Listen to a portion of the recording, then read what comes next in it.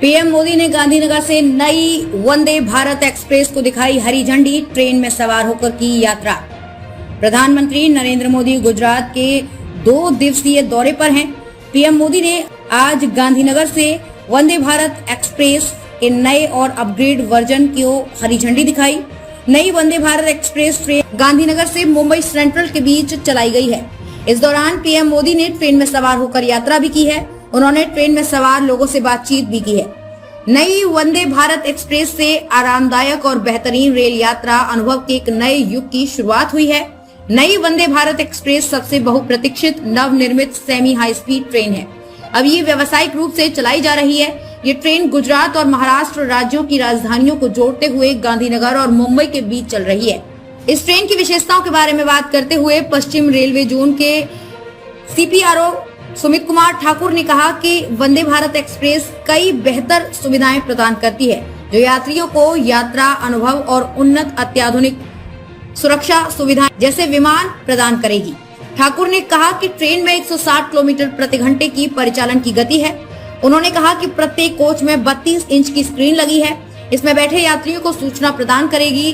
दिव्यांगों के अनुकूल शौचालय और सीट के हैंडल को ब्रेल अक्षरों में भी उपलब्ध कराया गया है।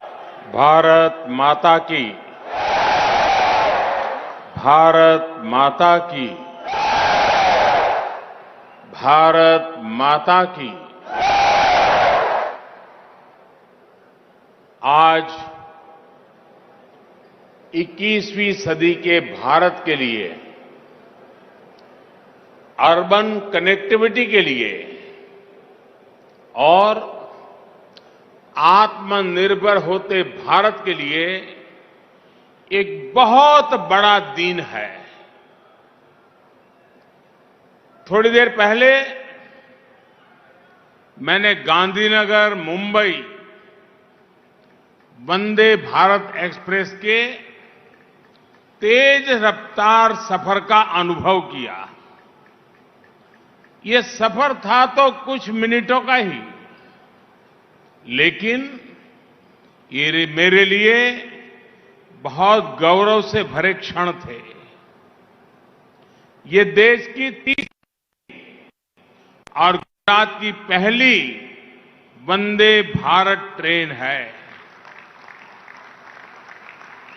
कालूपुर रेलवे स्टेशन से कालूपुर मेट्रो स्टेशन और फिर वहां से अहमदाबाद मेट्रो की सवारी करते हुए मैं थलतेज पहुंचा। यानी कोई बाहर से वंदे भारत के जरिए आ रहा हो तो उसके बाद सीधे सीधे मेट्रो पर चढ़कर शहर में अपने घर जा सकता है या काम के लिए शहर के दूसरे हिस्से में जा सकता है। और गति इतनी तेज कि जो शेड्यूल कार्यक्रम बनाया था उससे 20 मिनट पहले मैं थलतेज पहुंच गया। मैं आज ट्रेन में सफर कर रहा था। डिपार्टमेंट के लोग कई खूबियां बताते रहते हैं, एडवर्टाइजमेंट भी करते रहते हैं, कितनी स्पीड है, क्या व्यवस्था है सब। लेकिन एक और पहलू जो शायद डिपार्टमेंट की तरफ का ध्यान नहीं गया है, मुझे वो अच्छा लगा, मैं बताना चाहता हूं। ये जो वंदे भारत ट्रेन है, मैं कोई गणितज्ञ नहीं हूं, वैज्ञानिक नहीं हूं, लेकिन मोटा मोटा मैं अंदाज लगा सकता हूं कि हवाई जहाज में यात्रा करते समय अंदर जितनी आवाज आती है, वंदे भारत ट्रेन में वो आवाज शायद 100वें हिस्से की हो जाती है।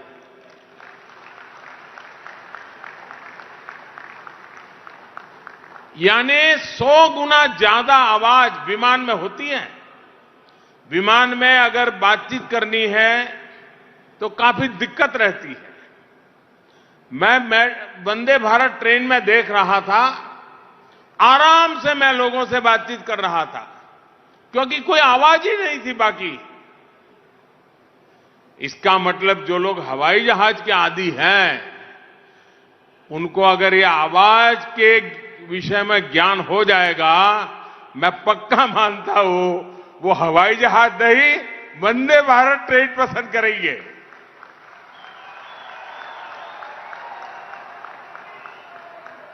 અને મારા અમદાવાદીઓ,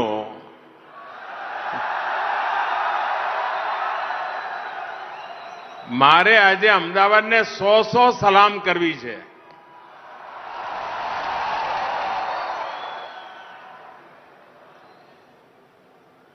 નવરાત્રીનો તહેવાર હોય,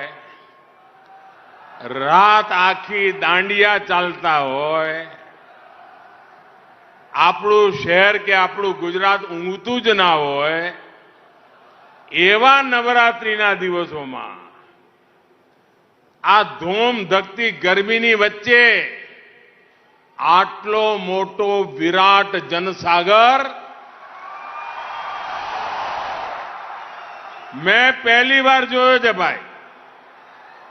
હું અહીંયા જ મોટો થયો, आवड़ो मोटो कार्यक्रम अमदावाद करी बतायो होय, ये मारो आ पहलो अनुभव छे।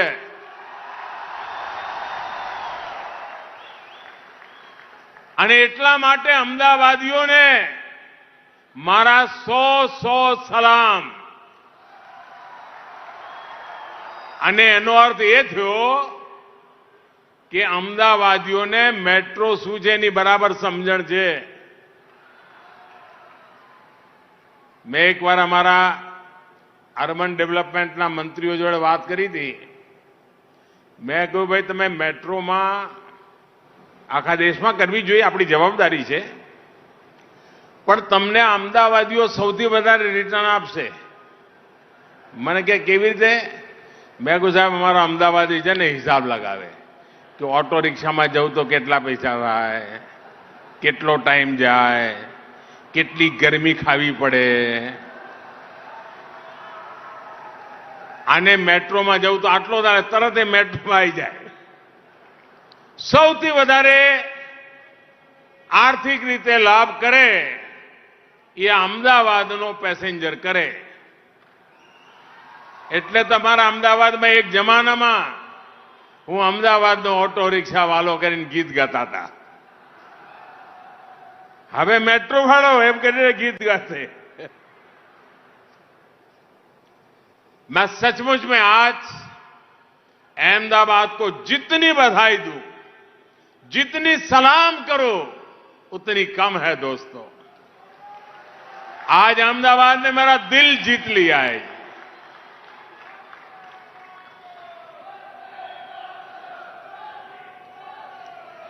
भाई और बहनों, 21वीं सदी के भारत को देश के शहरों से नई गति मिलने वाली है। हमें बदलते हुए समय और बदलती हुई जरूरतों के साथ अपने शहरों को भी निरंतर आधुनिक बनाना जरूरी है। शहर में ट्रांसपोर्ट का सिस्टम आधुनिक हो, सीमलेस कनेक्टिविटी हो, यातायात का एक साधन दूसरे को सपोर्ट करे, ये किया जाना बहुत आवश्यक है।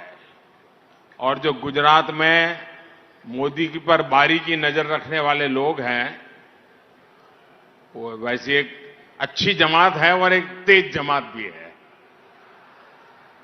उनको ध्यान होगा, जब मैं यहां मुख्यमंत्री था, मुझे साल तो याद नहीं है, बहुत वर्षों पहले हमने अहमदाबाद में मल्टी मॉडल ट्रांसपोर्टेशन को लेकर के ग्लोबल समिट किया था।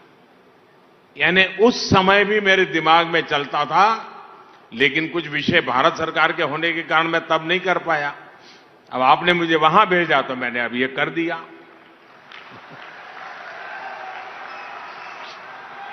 लेकिन ये सोच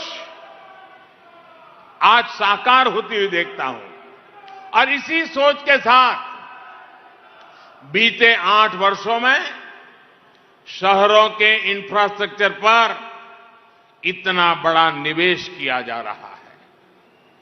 8 वर्षों में एक के बाद एक देश के 2 दर्जन से ज्यादा शहरों में मेट्रो या तो शुरू हो चुकी है या फिर तेजी से काम चल रहा है। देश के दर्जनों छोटे शहरों को एयर कनेक्टिविटी से जोड़ा गया है। उड़ान योजना छोटे शहरों में हवाई सुविधा देने में भूमिका निभा रही है। हमारे जो रेलवे स्टेशन हुआ करते थे, उनकी क्या स्थिति थी, ये आप भली भांति जानते हैं। आज गांधीनगर रेलवे स्टेशन दुनिया के किसी भी एयरपोर्ट से कम नहीं है। और 2 दिन पहले भारत सरकार ने अहमदाबाद रेलवे स्टेशन को भी आधुनिक बनाने की स्वीकृति दे दी है। साथियों,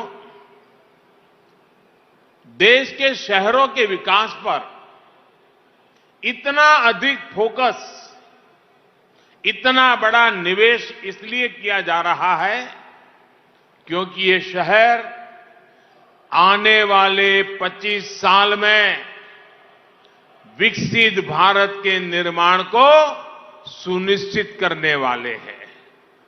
यही अहमदाबाद, सूरत, बड़ौदा, भोपाल, इंदौर, जयपुर, यही सब हिंदुस्तान के 25 साल के भाग्य को गढ़ने वाले हैं।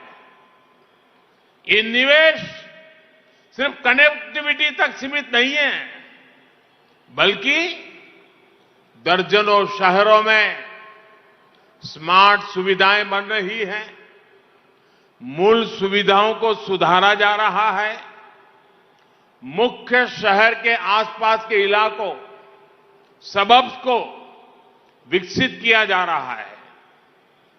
ट्विन सिटी का विकास कैसे होता है, गांधीनगर, अहमदाबाद इसका उत्तम उदाहरण है। आने वाले समय में गुजरात में अनेक ट्विन सिटी के विकास का आधार तैयार हो रहा है। अब तक हम सिर्फ New York, new Jersey twin city सुनते रहते थे। मेरा हिंदुस्तान पीछे नहीं रह सकता।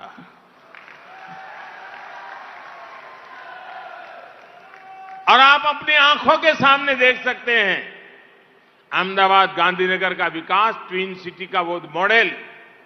उसी प्रकार से हमारे नजदीक में आनंद, नडियाद, उधर भरूच, अंकलेश्वर, वलसाड़ और वापी, सूरत और नवसारी, बड़ोदरा, हालोल कालोल, मोरबी, वांकानेर और महसाणा, कड़ी, ऐसे बहुत सारे ट्विन सिटी गुजरात की पहचान को और सशक्त करने वाले हैं।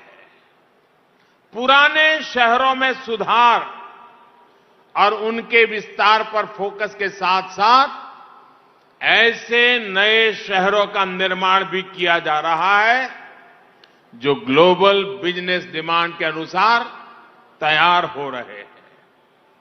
गिफ्ट सिटी भी इस प्रकार के प्लग एंड प्ले सुविधाओं वाले शहरों का बहुत उत्तम उदाहरण है।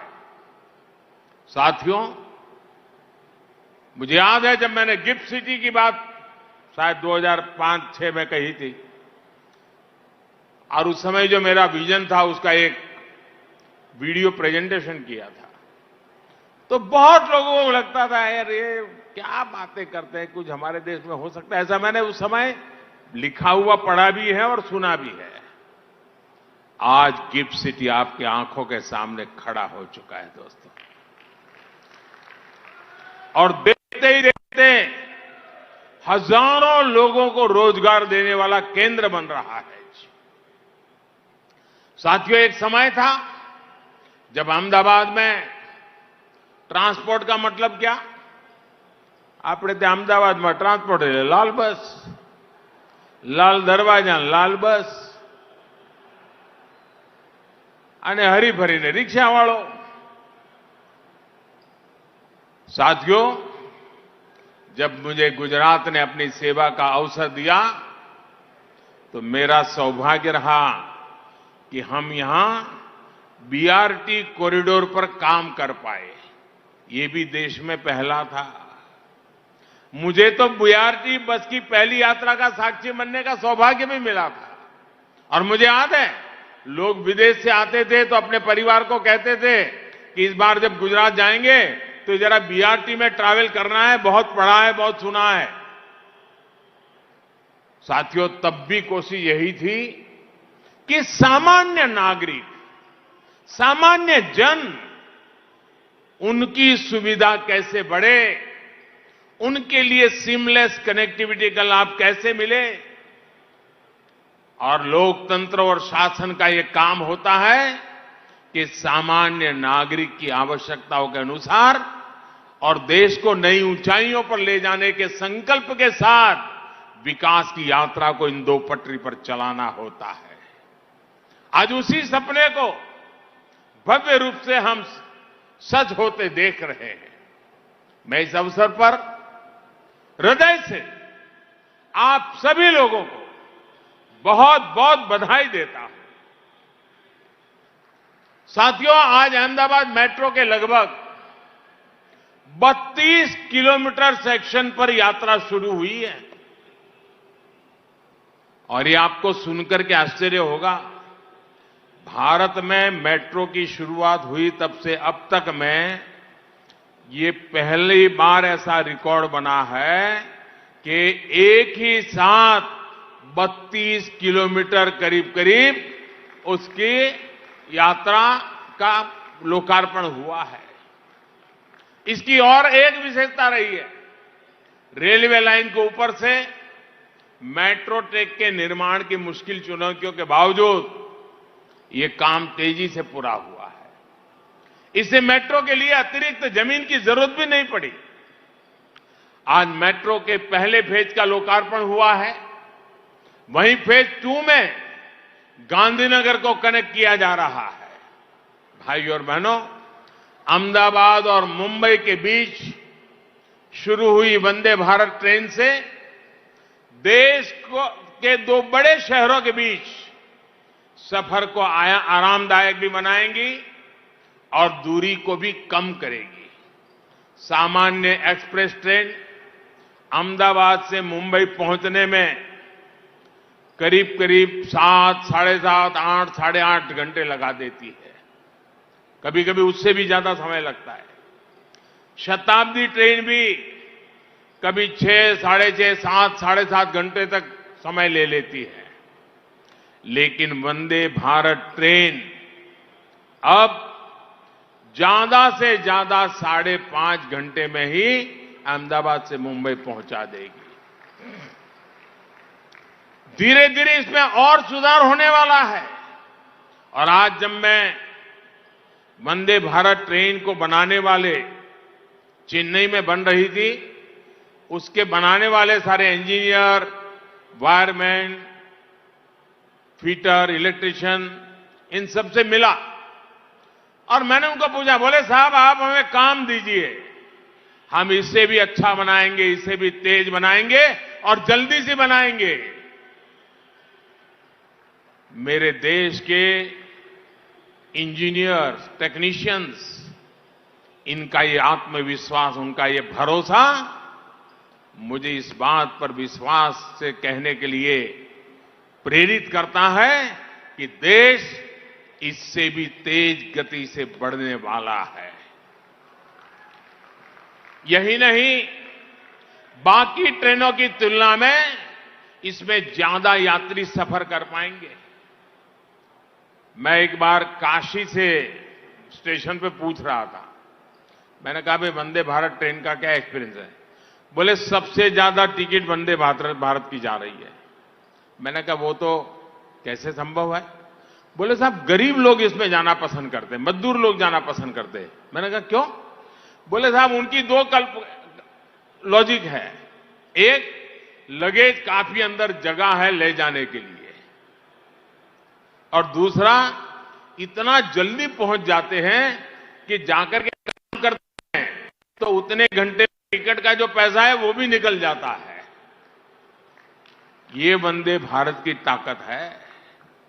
साथियों, आज इस अवसर पर मैं आप लोगों को यह भी बताना चाहता हूं कि डबल इंजन की सरकार का लाभ कैसे अहमदाबाद प्रोजेक्ट को मिला। जब बोटाद रेल लाइन का ओवरहेड स्पेस मेट्रो प्रोजेक्ट के लिए इस्तेमाल करने की बात आई तो केंद्र सरकार ने तुरंत इसकी मंजूरी दे दी। इससे वासना ओल्ड हाईकोर्ट रूट की मेट्रो का काम तुरंत ही शुरू होना संभव हो सका। अहमदाबाद मेट्रो पर जब मेट्रो पर काम करना हमने शुरू किया तो रूट ऐसा प्लान किया गया जिससे गरीब से गरीब को भी लाभ हो। ये ध्यान रखा गया कि जहां पब्लिक ट्रांसपोर्ट की सबसे ज्यादा जरूरत है, जहां सांकरी सड़कें पार करने में बहुत ज्यादा समय लगता हो, वहां से मेट्रो गुजरे। अहमदाबाद मल्टी मॉडल कनेक्टिविटी का हब बने, इसका पूरा ध्यान रखा गया। कालूपुर में आज मल्टी मॉडल हब बनाया जा रहा है। यहां बीआरटी स्टेशन के सामने ही और ग्राउंड फ्लोर में सिटी बसें खड़ी होगी। टैक्सी और प्राइवेट कार के लिए अपर फ्लोर में सुविधा रहेगी। सरसपुर एंट्री की तरफ नया मेट्रो स्टेशन है और हाई स्पीड रेल स्टेशनों को भी ड्रॉप और पिकअप पार्किंग जैसी सुविधाओं से जोड़ा जा रहा है। कालूपुर रोड ओवरब्रिज को सरसपुर रोड ओवरब्रिज से जोड़ने के लिए स्टेशन के सामने 13 लेन की रोड बनाई जाएगी। कालूपुर के अलावा साबरमती बुलेट ट्रेन स्टेशन को भी मल्टी मॉडल ट्रांसपोर्ट हब के रूप में विकसित किया जा रहा है। साथियों, शहर के हमारे गरीब, हमारे मध्यम वर्गीय परिवार, मिडिल क्लास के साथियों को धुएं वाली बसों से मुक्ति मिले, इसके लिए इलेक्ट्रिक बसों के निर्माण और संचालन के लिए भारत सरकार ने फेम योजना बनाई है। फेम योजना शुरू की है ताकि पर्यावरण की भी रक्षा हो, लोगों को आवाज से भी मुक्ति मिले, धुएं से भी मुक्ति मिले और गति तेज मिले। इस योजना के तहत अभी तक देश में 7,000 से अधिक इलेक्ट्रिक बसों को स्वीकृति दी जा चुकी है।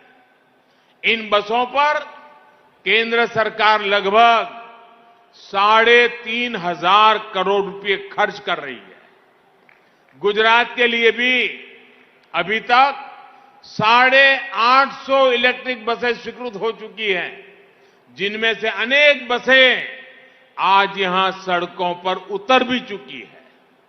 भाइयों और बहनों, लंबे समय तक हमारे यहां शहरों को जाम से मुक्त करने, हमारी ट्रेनों की गति बढ़ाने के लिए गंभीर प्रयास नहीं हुए। लेकिन आज का भारत स्पीड को, गति को जरूरी मानता है, तेज विकास की गारंटी मानता है। गति को लेकर ये आग्रह आज गति शक्ति नेशनल मास्टर प्लान में भी दिखता है, नेशनल लॉजिस्टिक पॉलिसी में भी दिखता है और हमारे रेलवे की गति को बढ़ाने के अभियान में भी स्पष्ट होता है। आज देश का रेल नेटवर्क आज made in India Vande Bharat train को चलाने के लिए तेजी से तैयार हो रहा है।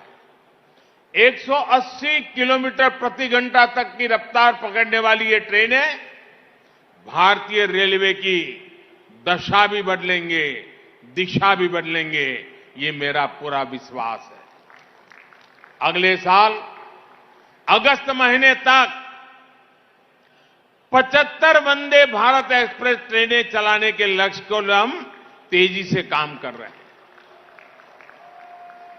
भारत की वंदे भारत ट्रेन की खूबी ये है कि ये मात्र 52 सेकंड में 52 सेकंड में 100 किलोमीटर प्रति घंटे की गति पकड़ लेती है। अभी जब चीता आया ना, तो ज्यादातर मीडिया में इसकी चर्चा थी कि चीता दौड़ने की गति कितनी सेकंड में पकड़ लेता है।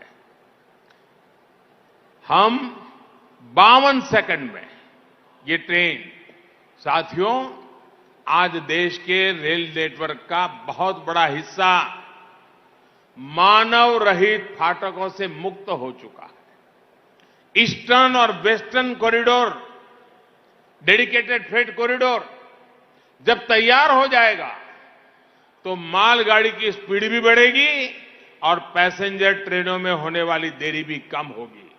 और साथियों, जब मालगाड़ियों की स्पीड बढ़ेगी तो गुजरात के जो बंदर हैं ना, पोर्ट्स हैं हमारे, वो इससे कई गुना ज्यादा तेजी से काम करना शुरू करेंगे।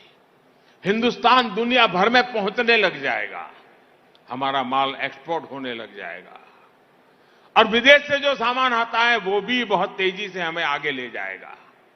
क्योंकि गुजरात भौगोलिक रूप से उत्तर भारत के बिल्कुल निकट है, लैंड लॉक एरिया से निकट है, इसलिए गुजरात के समुद्री तट को सबसे अधिक फायदे की संभावना है।